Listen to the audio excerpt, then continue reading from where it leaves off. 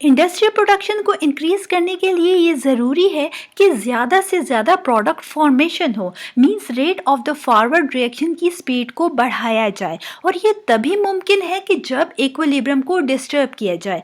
इसी को मद्देनज़र रखते हुए ली चैटलियर्स ने एक प्रिंसिपल पेश किया।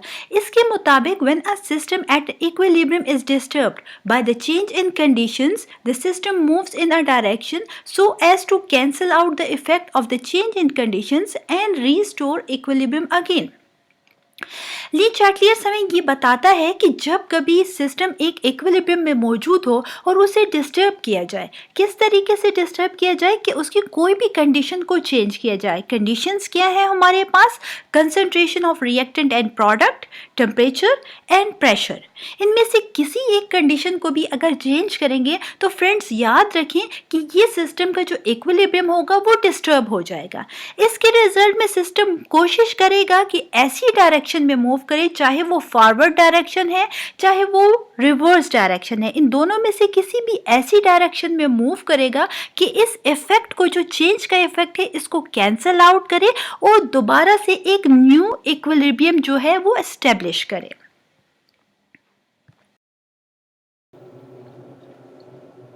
जी हाँ फ्रेंड्स, अब तक हमने ये जाना कि Le Chatelier's principle important role play करता है इंडस्ट्रियल प्रोडक्शन को इंक्रीज़ करने में। यहाँ हम डिस्कस करेंगे कि वो कौन से पॉइंट्स हैं जिसके ज़रिए हम अपनी इंडस्ट्रियल प्रोडक्शन को इंक्रीज़ कर सकते हैं। फर्स्ट पॉइंट है by increasing the concentration of any reactant we can increase our industrial production. Friends, जब कभी रिएक्टेंट की कंसंट्रेशन को इंक्रीज़ किया जाता है इक्विलिब्रियम से, तो इसके रिजल्ट में हमारे पास जो प्रोडक्ट फॉर्मेशन है वो इंक्रीज हो जाती है। जबकि दूसरी तरफ अगर प्रोडक्ट की बात की जाए तो by removal of a product we can increase our industrial production. जी हाँ, जो प्रोडक्ट फॉर्मेशन हो उसे साथ साथ रिमूव किया जाए तो इसके रिजल्ट में भी हमारे पास इंडस्ट्रियल प्रोडक्शन इंक्रीज होती है।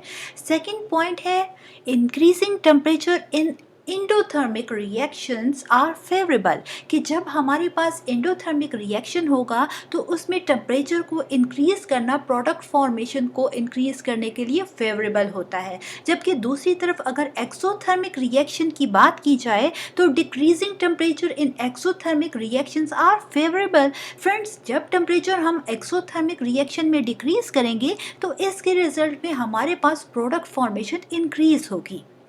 थर्ड पॉइंट है जो कि हमें प्रेशर के बारे में बता रहा है। Friends, increasing pressure shift equilibrium from more number of moles और volume towards the less number of moles और वॉल्यूम। याद रखें कि जैसे ही हम प्रेशर को इंक्रीज करेंगे तो इक्विलिब्रियम शिफ्ट करेगा ग्रेटर नंबर ऑफ मोल्स या वॉल्यूम से लेसर नंबर ऑफ वॉल्यूम या मोल्स की तरफ। जबकि दूसरी तरफ decreasing pressure shift equilibrium from less number of moles or volume towards the greater number of moles or volume, कि जब प्रेशर को डिक्रीज करेंगे फ्रेंड्स तो इस केस में हमारे पास जो इक्विलिब्रियम है वो शिफ्ट करेगा laser number of moles towards the greater number of moles या वॉल्यूम की तरफ। फ्रेंड्स, इन तमाम पॉइंट्स को अभी हम डिटेल में डिस्कस करेंगे, so stay connected with us. First है हमारे पास effect of the change in condition on equilibrium state. जी हाँ, किस तरीके से कंसंट्रेशन का चेंज किसी भी रिवर्सिबल रिएक्शन की इक्विलिब्रियम स्टेट को असरअंदाज करता है। चलिए जानते हैं। इसके लिए हम कंसीडर करते हैं एक जनरल रिवर्सिबल रिएक्शन जहाँ पर reactant A and B react कर रहे हैं और C and D product formation हो रही है।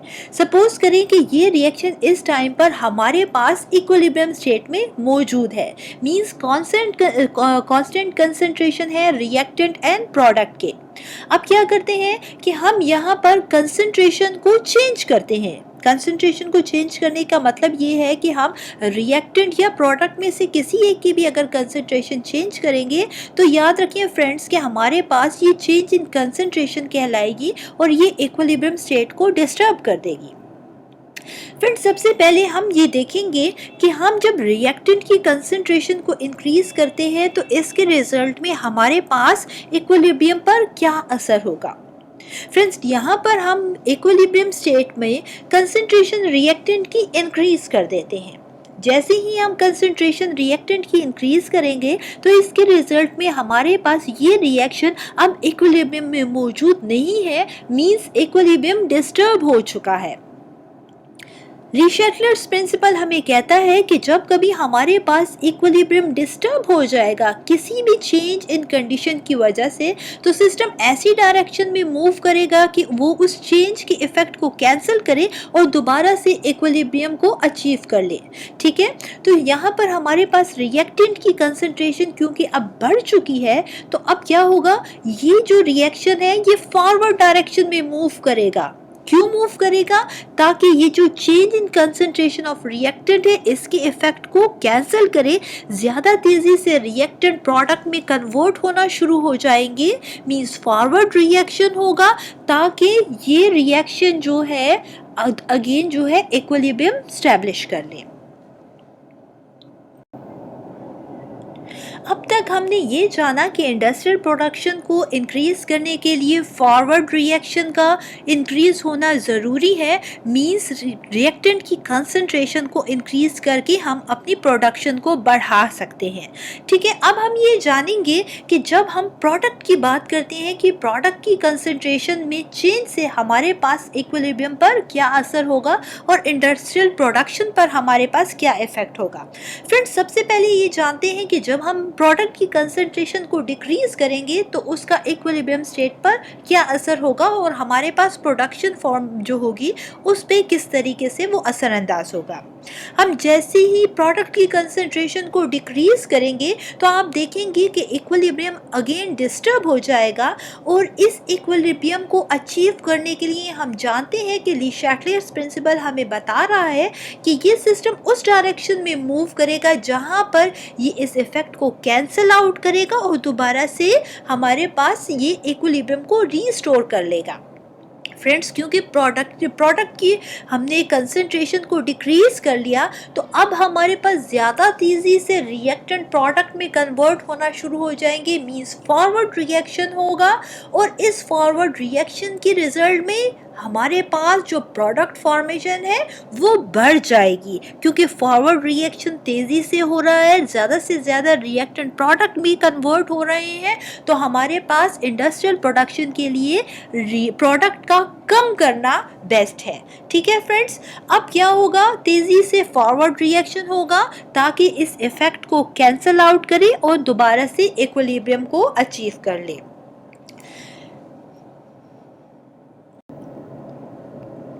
सेकेंड फैक्टर जो कि इफेक्ट करता है हमारे पास इक्विलिब्रियम स्टेट को, वो है effect of the change in temperature on the equilibrium state, कि किस तरीके से टेम्परेचर का चेंज मींस टेम्परेचर का बढ़ना या कम होना इक्विलिब्रियम स्टेट को असरअंदाज करता है। Friends according to the Le Chatelier's principle, when a system at equilibrium is disturbed by the change in temperature, the system moves in a direction so that the added heat is absorbed and restores equilibrium again. कि जब कभी किसी भी system को जो कि equilibrium में मौजूद होता है उसको टेम्परेचर के चेंज के ज़रिए डिस्टर्ब किया जाता है, तो याद रखें कि वो सिस्टम उस डायरेक्शन में मूव करेगा जहां पर वो एडेड हीट जो है एब्जॉर्ब हो जाए और दोबारा से इक्विलिब्रियम रीस्टोर हो जाए। चलिए जानते हैं effect of the decrease in temperature on equilibrium state, कि किस तरीके से टेम्परेचर का डिक्रीज होना इक्विलिब्रियम स्टेट को असरअंदाज करेगा और वो भी एक्सोथर्मिक रिएक्शन में। कंसीडर करते हैं अगेन एक जनरल रिएक्शन जहां पर reactant A and B combine हो रहे हैं और प्रोडक्ट फॉर्मेशन हो रही है सी। ये एक एक्सोथर्मिक रिएक्शन है और याद रखें कि एक्सोथर्मिक रिएक्शन में हमेशा हीट इवॉल्व होती है। फ्रेंड्स जैसे ही हम टेम्परेचर को डिक्रीज करेंगे तो क्या होगा कि ये इक्विलिब्रियम डिस्टर्ब हो जाएगा और सिस्टम मूव करेगा, हमें मालूम है, उस डायरेक्शन में जहां पर वो कैंसल आउट कर सके इस इफेक्ट ऑफ द चेंज को और अपने इक्विलिब्रियम को अगेन रीस्टोर कर सके। तो अब की बार क्या होगा कि एक्सोथर्मिक रिएक्शन में जब हम टेम्परेचर को डिक्रीज करेंगे तो फ्रेंड्स याद रखिए ये सिस्टम मूव करेगा फॉरवर्ड रिएक्शन में। ठीक है, means rate of the forward reaction की स्पीड जो है वो बढ़ जाएगी टेम्परेचर के डिक्रीज के साथ, ताकि इस इफेक्ट को वो कैंसिल आउट कर सके और रिस्टोर कर सके इक्विलिब्रियम को। अब फ्रेंड्स आपकी बार ये टेम्परेचर का डिक्रीज करना हमारे लिए फेवरेबल है इंडस्ट्रियल प्रोडक्शन को इंक्रीज करने के लिए। क्यों? क्योंकि जैसे ही हमने एक्सोथर्मिक रिएक्शन में टेम्परेचर को डिक्रीज किया तो आप देख सकते हैं कि rate of the forward reaction की स्पीड जो है वो हमारे पास बढ़ गई। तो अब की बार हमारे पास जो प्रोडक्ट फॉर्मेशन है वो इंक्रीज होगी टेम्परेचर की डिक्रीज के साथ एक्सोथर्मिक रिएक्शन में। यही वजह है कि हम कहते हैं कि टेम्परेचर का डिक्रीज होना एक्सोथर्मिक रिएक्शन के लिए फेवरेबल है। अब की बार हम जानेंगे कि टेम्परेचर के चेंज का क्या इफेक्ट होता है इक्विलिब्रियम स्टेट पर जब हमारे पास एंडोथर्मिक रिएक्शन हो। एंडोथर्मिक रिएक्शन में फ्रेंड्स हम जानते हैं कि हीट जो है वो एब्जॉर्ब होती है, ना कि इवॉल्व हो। तो आप देख सकते हैं कि अगेन एक जर्नल रिएक्शन हमने कंसिडर किया है। यहाँ पर reactant A and B combine हो रहे हैं और प्रोडक्ट फॉर्मेशन हो रही है सी। अब क्या करेंगे, इस एंडोथर्मिक रिएक्शन में हम टेम्परेचर को इंक्रीज करके देखेंगे कि इसका क्या इफेक्ट होता है इक्विलिब्रियम स्टेट पर और हमारे लिए इंडस्ट्रियल प्रोडक्शन के लिए क्या एंडोथर्मिक रिएक्शन का टेम्परेचर इंक्रीज करना फेवरेबल है या नहीं।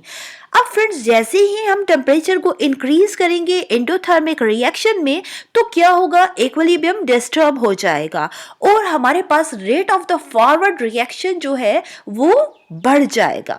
अब जैसे ही rate of the forward reaction बढ़ेगा फ्रेंड्स तो क्या होगा, अब ये तेजी से हमारे पास रिएक्टेंट प्रोडक्ट में कन्वर्ट होना शुरू हो जाएंगी, ताकि ये जो हमने टेम्परेचर का इंक्रीज किया है इसकी इफेक्ट को कैंसल आउट कर सके और अगेन रीस्टोर कर सके इक्विलिब्रियम को।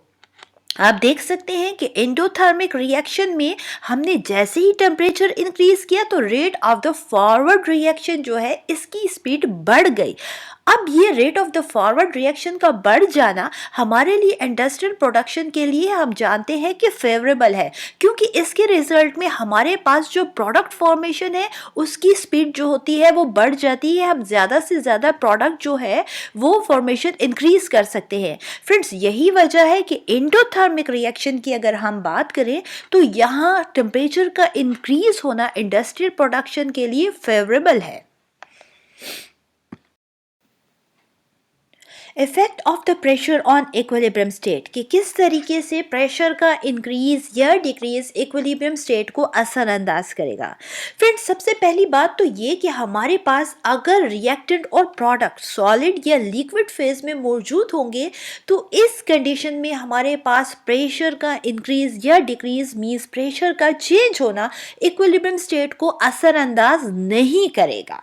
यहाँ तक कि अगर गैसियस स्टेट की हम बात करें कि रिएक्टेंट और प्रोडक्ट गैसियस स्टेट में हैं और हमारे पास नंबर ऑफ मोल्स या volume of reactant and product same है तो तब भी हमारे पास प्रेशर का चेंज इक्विलिब्रियम स्टेट को असरअंदाज नहीं करेगा। अब कब हमारे पास प्रेशर का चेंज इक्विलिब्रियम स्टेट को असरअंदाज करेगा, उस कंडीशन में करेगा कि जब हमारे पास नंबर ऑफ मोल्स या वॉल्यूम जो होगा रिएक्टेंट और प्रोडक्ट साइड पर डिफरेंट होगा और वो भी गैसियस स्टेट पे। जैसे आप देख सकते हैं कि हमारे पास एक रिएक्शन है, सपोज करते हैं कि 1 mole of reactant A combine करते हैं 2 मोल्स ऑफ रिएक्टेंट बी के साथ और हमारे पास जो प्रोडक्ट फॉर्मेशन हो रही है वो 1 मोल ऑफ प्रोडक्ट है।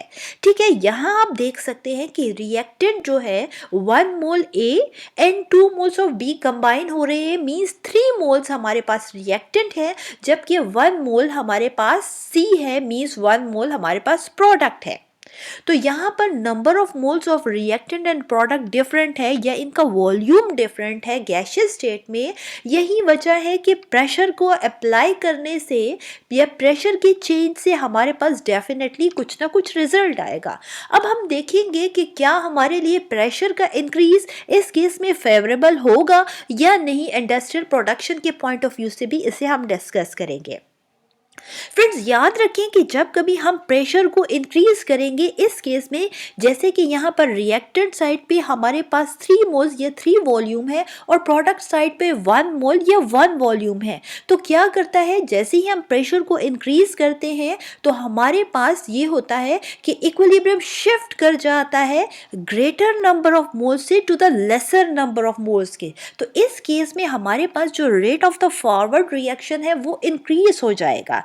मींस ये इंडस्ट्रियल प्रोडक्शन के लिए अगर हमारे पास इस तरह की कंडीशन हो कि रिएक्टेंट की नंबर ऑफ मोल्स ग्रेटर हो और प्रोडक्ट के नंबर ऑफ मोल्स कम होंगे, तो इस कंडीशन में प्रेशर का अप्लाई करना हमारे लिए फेवरेबल होगा क्योंकि हमें ज़्यादा से ज़्यादा प्रोडक्शन को हमारी बढ़ाएगा। दूसरी तरफ अगर हम ये देखें कि इसी कंडीशन में जो हमारे पास 1 mole of reactant A and 2 moles of reactant B combine हो रहे हैं और 1 मोल ऑफ प्रोडक्ट फॉर्मेशन हो रही है, तो अगर हम यहाँ पर प्रेशर को कम करेंगे तो क्या होगा। फ्रेंड्स याद रखें कि इस कंडीशन में जहाँ पर number of moles of reactant ज़्यादा है और number of moles of product कम है, तो जैसे ही हम प्रेशर को डिक्रीज करेंगे तो याद रखिए कि ये सिस्टम मूव करेगा to the lesser number of moles से ग्रेटर नंबर ऑफ मोल्स की तरफ। Means rate of the reverse reaction जो होगा वो बढ़ जाएगा। और याद रखिए कि ये हमारे लिए इंडस्ट्रियल प्रोडक्शन को बढ़ाने के लिए भी हम जानते हैं कि फेवरेबल नहीं है, क्योंकि यहाँ पर rate of the reverse reaction या बैकवर्ड रिएक्शन की स्पीड जो है वो बढ़ जाएगी। Effect of catalyst on equilibrium state. Friends जानते हैं कि कैटलिस्ट की एडिशन से क्या केमिकल रिएक्शन में इक्विलिब्रियम असरअंदाज होता है या नहीं। Friends catalyst has no effect upon the equilibrium concentration of reactant and product. याद रखें कि जब कभी किसी भी केमिकल रिएक्शन में हम कैटलिस्ट को ऐड करते हैं तो वो कभी भी इक्विलिब्रियम कंसंट्रेशन रिएक्टेंट और प्रोडक्ट की डिस्टर्ब नहीं करता। मींस इक्विलिब्रियम कंसंट्रेशन रिएक्टेंट और प्रोडक्ट की वही रहेगी जो कैटलिस्ट के ऐड करने से पहले थी। Catalyst only accelerates the rate of the forward and the backward reaction to the same extent in a shorter time to attain the equilibrium faster। Catalyst का सिर्फ और सिर्फ ये काम है कि ये rate of the forward reaction और बैकवर्ड रिएक्शन की स्पीड को बढ़ा देता है। मींस अगर एक रिएक्शन जो है, ठीक है, वो 1 घंटे में होना था, ठीक है, कैटलिस्ट की एडिशन के बगैर वो 1 घंटा ले रहा था, तो जैसे ही हम कैटलिस्ट ऐड करते हैं तो सपोज करें कि अब वो 1 घंटे की बजाय हमारे पास वही रिएक्शन जो है वो 20 मिनट्स में कंप्लीट हो रहा है। ठीक है, मींस कैटलिस्ट ने क्या किया कि सिर्फ और सिर्फ जो rate of the forward reaction है और बैकवर्ड रिएक्शन है उसकी स्पीड को बढ़ा दिया ताकि रिएक्शन तेज़ी से हो और इक्विलिब्रियम को फास्टर अटेन कर ले।